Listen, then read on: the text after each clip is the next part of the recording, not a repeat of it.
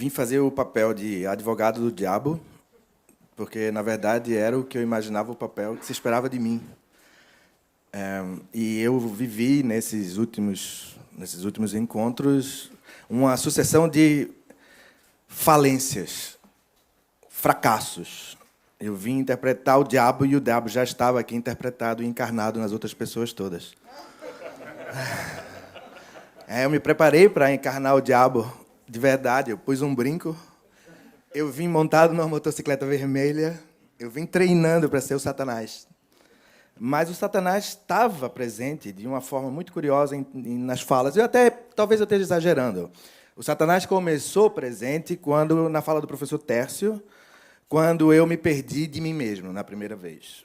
Porque eu vinha pensando sobre o que poderia falar, e, de repente, eu vi o professor pensando o que eu estava pensando, roubando o meu pensamento. E eu me perdi de mim. E ele continuou roubando o meu pensamento na medida em que ele pensava pensamentos que talvez eu tivesse pensado, certamente pensaria, mas não deu tempo de chegar ainda lá. E eu fui para longe, cada vez mais longe de mim.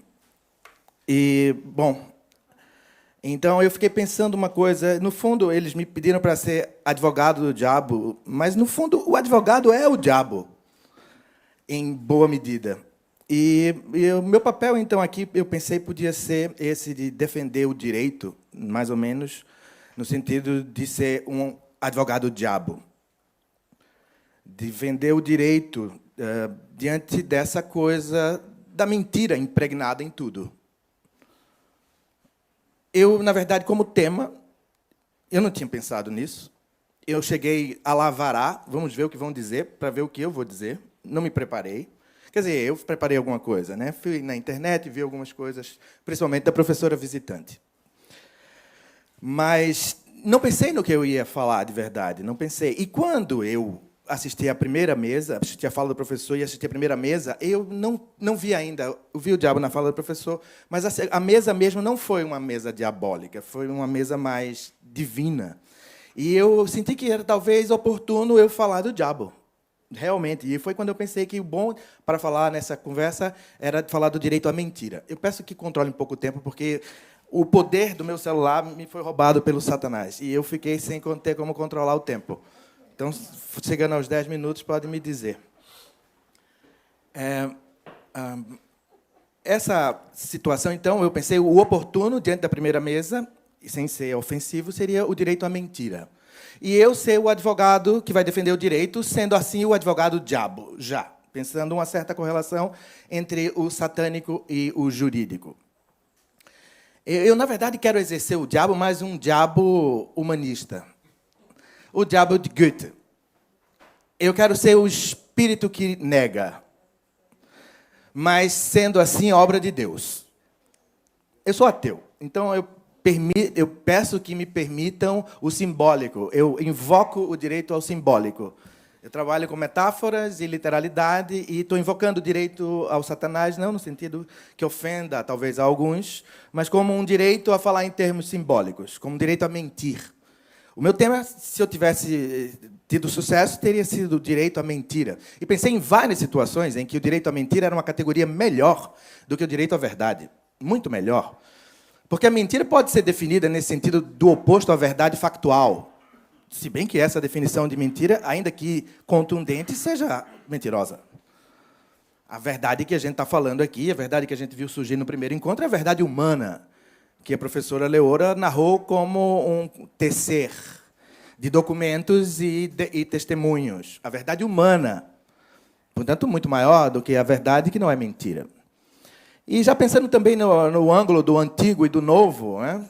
Direito, a palavra direito, o ius, e a não correspondência de uma coisa e outra. O ius antigo, clássico, como aquele pensamento do logos clássico, tão duro quanto uma coisa. A res e o ius estão, naquele pensamento originário, correlacionados. Você tem algo concreto, que é o seu direito subjetivo. Nem direito subjetivo. É uma coisa que não é o direito kantiano ainda, não é o direito liberdade. É uma coisa muito mais restrita. Então, pegando essa diferença entre o antigo e o novo, entre o direito ius, direito concreto, direito duro, e que eu poderia dizer assim, talvez mais literal, e esse direito mais espiritual, metafórico, hegeliano, kantiano, que, de certa forma, é uma mentira, um als ob, como o próprio Kant fala da construção do sujeito. Então, a primeira invocação do direito a mentir, eu quero mentir, no sentido de que os pensamentos que foram trazidos pelo professor não são do professor, são meus. Não são do professor Celso, não são do professor Joaquim, não são de ninguém, são todos meus pensamentos, na mesma medida em que eu estou pensando esses pensamentos que foram pensados por outras pessoas. Eu penso no Daniel Dennett, o que fala dos memes. Nem sei se é exatamente esse filósofo americano, mas eu acho que é ele que fala. Ele diz que a gente vive uma mentira, que a gente pensa que a gente tem os pensamentos, mas são os pensamentos que têm a gente. E essas unidades de sentido ele chama os memes. É mais uma teoria da suspeição, é mais uma forma de ser um Marx ou um Freud e inverter as coisas para que as coisas sejam pensadas de outra forma. Então, e mais ou menos também a mesma coisa do caminho da neurofilosofia ou da neurologia, dizendo que o eu é uma ilusão, é uma mentira. Você, na verdade, quando pensa que decidiu alguma coisa, trabalha com algo que foi decidido frações de segundos anteriores, num nível mais baixo do seu cérebro, cujo registro não lhe pertence no sentido da consciência. Então, todas essas dificuldades falam de um direito de mentir, tanto quanto o direito de eu ser eu. Um direito de mentir, mas não só nesse direito de mentir assim, tão radical, que é a base de todo o direito. O Satanás impregna em toda essa dimensão de uma maneira profunda, e sem mentira a gente não tem direito. Eu fiz uma série de anotações, porque Sônia foi tão carinhosa de me dar papel e caneta.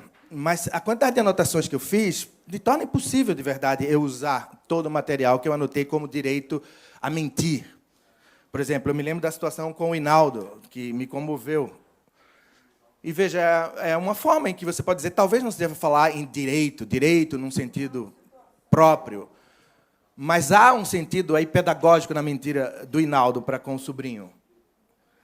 Porque, mesmo que ele não tenha que ter dito isso, ele pôs em questão a autoridade da criança de 3 anos de dizer para um adulto que ela não pode ir à praia, sem precisar que a coisa fosse tematizada dessa forma. Há muitas maneiras pelas quais a mentira pode ser, de certa forma, pedagógica, ou pode ser até carinhosa, como a coisa do poema de Cazuza, em que ele diz que se te escondo a verdade é para te proteger da solidão.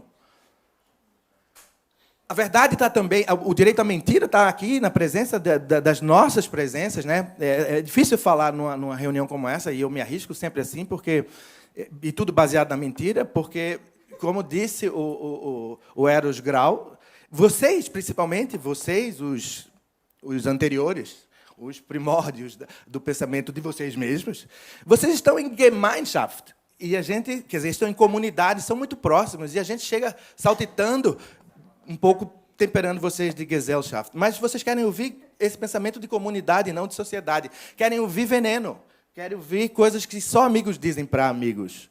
Então, nesse contexto, é que eu estou tentando uma fala assim difícil de defender o direito à mentira. Direito à mentira, por exemplo, nessa situação do pai da Sônia, que teve uma consequência trágica. Trágica, de não ter mentido, não ter dado um atestado que era uma mentira. Mas será que, veja bem, o que ele pagou por essa mentira? E, no fundo, talvez, o absurdo heróico, o quixotesco do gesto dele. Bonito, sem dúvida, inspirador, marcante, simbólico, mas suicida. Suicida. Não havia um direito dele mentir? Se alguém tem um revólver na minha cabeça e diz, você tem que apertar esse botão onde várias pessoas vão morrer, e, bom, isso já é trabalhado no direito civil, não preciso nem falar dessas situações em que a gente tem coação. E a verdade, a mentira em muitas situações é uma coação. Então, um direito à mentir não é uma coisa muito simples de ser descartado. De fato, ele estaria num nível em que a gente poderia dizer ele é mais duro e mais imediato do que o direito à verdade, ainda que ele seja simbólico e que ele só possa ser compreendido metaforicamente. E, bom, para encerrar essa história, é o momento em que eu reconheço que, no fundo, como categoria jurídica, como, vamos dizer, otimização da técnica, o direito à mentira é um fracasso total. Se a gente quisesse otimizar a categoria, aproveitando a crítica que você fez, dos problemas que a categoria do direito à verdade suscita, e são graves, não vai ser enfatizando o direito à mentira que a gente vai conseguir. Talvez a gente pudesse renovar no sentido do direito ao fato, direito à verdade factual. Mas ainda a gente viu, e a gente viu já desde o primeiro painel, que essa verdade é pouca. Ela não é suficientemente humana, ela não é suficientemente ambígua, ela não é dupla, como a negação exige. A negação precisa de uma duplicidade. E o diabo precisa de um duplo.